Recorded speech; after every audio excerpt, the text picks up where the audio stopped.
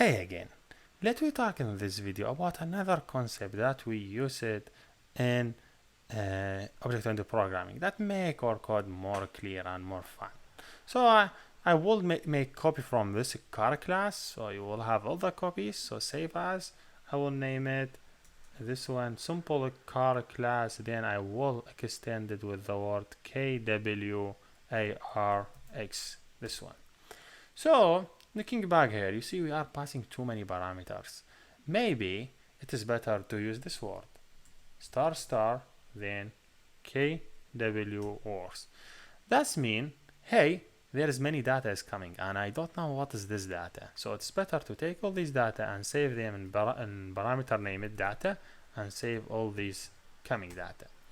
So now there is many data coming and all these data are saving in parameter named data, but they have different name. For example, the type getting in the tag named tab, model getting in the tab named model. So I say in this one I have something named type.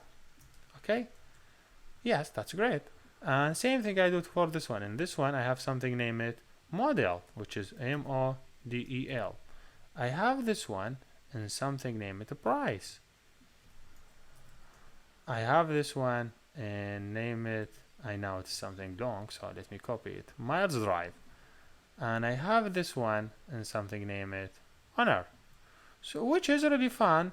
That's mean here this word used when you don't know how many elements you will receive, and you won't make your code more flexible. So when there is a new element added, you don't need to add it here. You just go directly and do the get method for it. You don't need to add the set because you already have it in the hash map. So now I just do here this process. Now same thing for getting a price. I don't change anything here because you're already getting it. But here for setting, I just pass this parameter. If you see here, first of all, you have the type. So you say, hey, someone will pass the type. So the type will be equal this one. Sorry, here the type will be equal this one.